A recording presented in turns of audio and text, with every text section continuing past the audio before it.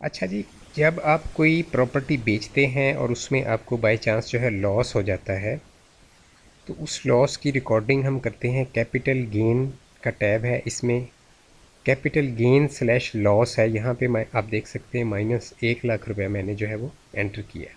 ठीक है, तो ये लॉस मैंने एंटर किया है। अब ये जो लॉस है ये बेसिकली इसकी क्या तरीक़ाकार होता है और ये कैसे हो सकता है, यानी लीगल जो है वे वो क्या होता है। अब एक बंदे ने प्रॉपर्टी परचेज़ की जनवरी 2021 में 12,13,000 की, और प्रॉपर्टी सेल की है जून 2023 में 11,13,000 की। ठीक है, फेयर मार्केट वैल्यू इस प्रॉपर्टी की है 11 लाख रुपए। तो पहली चीज़ तो ये बात याद रखिएगा कि जो सेक्शन है कंसीडरेशन रिसीव्ड का इनकम टैक्स ऑर्डिनेंस 2001 में, उसके मुताबिक फेयर मार्केट वैल्यू से नीचे आप किसी भी प्रॉपर्टी की सेल प्राइस रिकॉर्ड नहीं कर सकते। ठीक है, फेयर मार्केट वैल्यू से नीचे आप उसकी सेल प्राइस की रिकॉर्डिंग नहीं कर सकते। अब इस बंदे ने रिकॉर्डिंग जो है अपनी परचेज़ प्राइस की 12,13,000 रुपये की हुई है और सेल प्राइस इसको मिली है 11,13,000। तो दूसरा रूल ये है कि अब इनमें से फेयर मार्केट वैल्यू में से और जो कंसिडरेशन रिसीव्ड है, यानी जो प्राइस ली है इन्होंने, पैसे लिए हैं जो, उसमें से जो ज़्यादा होता है उस पर रिकॉर्डिंग होती है। तो अब रिकॉर्डिंग होनी है 11,13,000 रुपये पे। ठीक है, इस प्रॉपर्टी की सेल प्राइस क्या रिकॉर्ड होगी? 11,13,000 रुपये, और ये कानूनी तौर पे दुरुस्त है।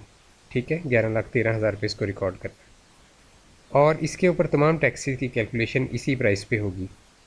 अच्छा, अब इसकी अगर आप लॉस जो है इसके ऊपर कैलकुलेट करेंगे तो सेल प्राइस में से परचेज़ प्राइस माइनस करेंगे तो ये -1 लाख रुपया आ जाएगा। ठीक है, जो मैंने ऑलरेडी एंटर कर दिया हुआ है।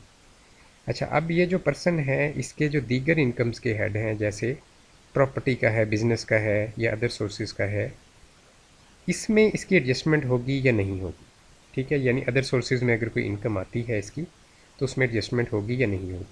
एम्प्लॉयमेंट वाले हेड में तो वैसे ही कानूनी तौर पे अलाउड नहीं है इसकी एडजस्टमेंट। बाकी 3 हेड्स होते हैं, प्रॉपर्टी, बिजनेस और अदर सोर्सेज, जिसमें कानूनी तौर पे अलाउड है या नहीं है। तो इसके लिए जनाब जो हमारा टेक्स्ट है वो है जी, सेक्शन नंबर 59 जो है वो कहता है कि सेम ईयर में सेट ऑफ लॉस जो है, यानी एडजस्टमेंट लॉस की किसी दूसरे प्रॉफिट के अगेंस्ट, वो अलाउड नहीं है सेक्शन 59 के तहत कैपिटल गेंस की। तो ये चीज़ प्रैक्टिकली भी मैं आपको दिखा देता हूँ। अब ये जो पर्सन का रिटर्न है 2023 का है, तो इनकी अगर हम कंपुटेशन में जाएंगे तो इनकी इनकम फ्रॉम बिजनेस जो है वो 5,70,00,000 रुपया आ रहा है। ठीक है, 5,70,00,000 रुपया इनकम फ्रॉम बिजनेस आ रही है। लॉस आ रहा है 1 लाख रुपया टोटल इनका कैपिटल एसेट की सेल के वक्त आया, ये जो है लॉस इनको हुआ। तो ये अब 5,70,00,000 जो है, इसमें से देखें 1 लाख की एडजस्टमेंट वो नहीं कर रहा। ठीक है, टैक्सेबल इनकम अगेन 5,70,00,000 है पूरी, 1 लाख रुपये उसने माइनस करना अलाउ नहीं किया। तो ये जो कैलकुलेटर है बैक एंड पे लगा हुआ, सारे के सारे जो कैलकुलेटर्स इसके बैक एंड पे लगे होते हैं इनकम टैक्स रिटर्न के, वो कानून के मुताबिक चल रहे होते हैं। तो इसी वजह से ये लॉस जो है अब सेम ईयर में एडजस्ट ना हो सकता है ना होगा। इसको नेक्स्ट ईयर में ले जाने का तरीका होता है, और नेक्स्ट ईयर में ले जाने का जो तरीका है वो बेसिकली इसको 4 सेक्शन जो हैं वो कवर करते हैं इस डिस्कशन को, 56, 57, 58 और 59।